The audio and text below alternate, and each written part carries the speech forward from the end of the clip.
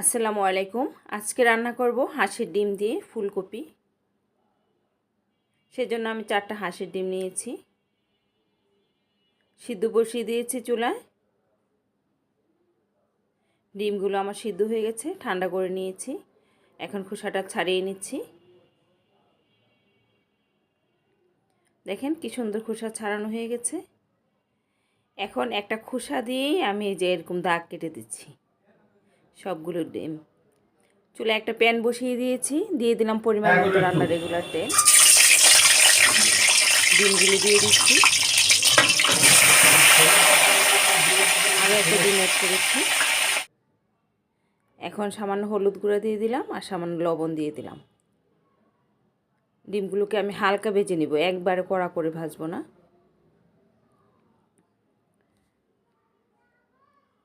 ডিমগুলো আমার ভাজা হয়ে গেছে, এখন তুলে নিব।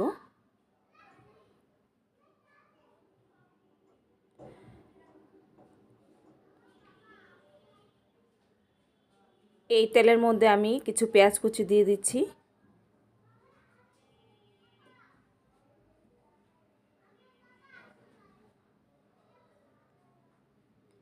মনে হচ্ছে আর একটু তেল লাগবে, আরও একটু তেল অ্যাড করে দিলাম।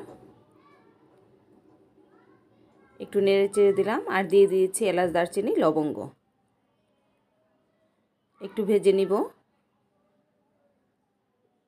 এখন দিয়ে দিচ্ছি হলুদ,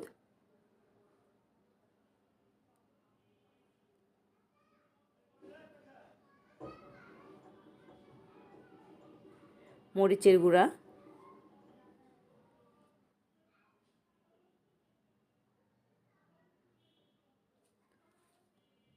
ধনিয়ার গুঁড়া,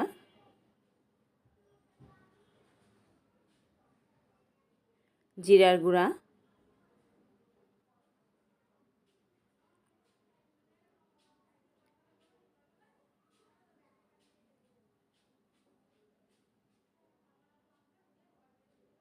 এখন দিয়ে দিচ্ছি কেটে ধুয়ে রাখা আলু আর ফুলকপি।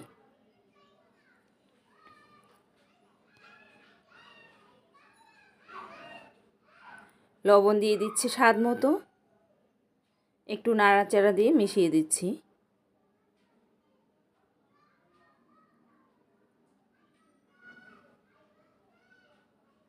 রসুন দিয়ে দিচ্ছি 1.5 চা চামচ,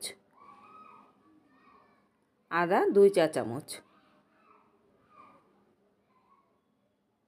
এখন ঢাকনা দিয়ে ঢেকে আমি এটাকে তেলের মধ্যে ভেজে নিব। আমার ভাজা হয়ে গেছে, দেখেন।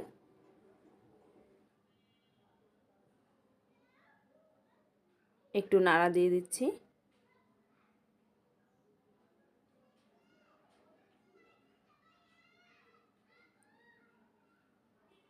এখন পরিমাণ মতো ফুটন্ত গরম পানি দিয়ে দিচ্ছি।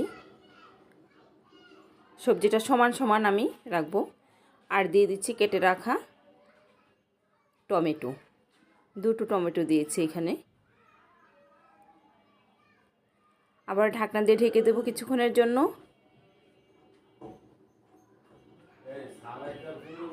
দিয়ে দিচ্ছি ডিমগুলো।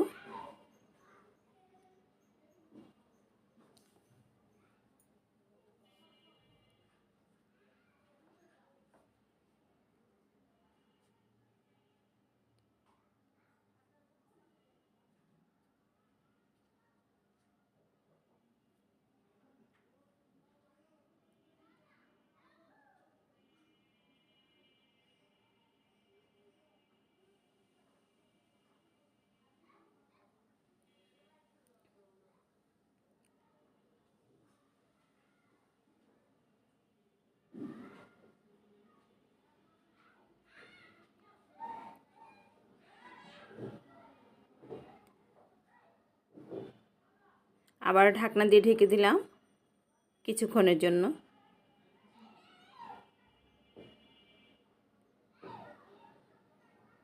সব কিছু সিদ্ধ হয়ে গেছে, এখন কাঁচামরিচ দিয়ে চুলাটা অফ করে দিব। এবার পরিবেশনের পালা। হয়ে গেল আমার ফুলকপি দিয়ে হাঁসের ডিম রান্না। আশা করি ভিডিওটি ভালো লেগেছে। ভালো লাগলে সাথেই থাকবেন। আল্লাহ হাফেজ।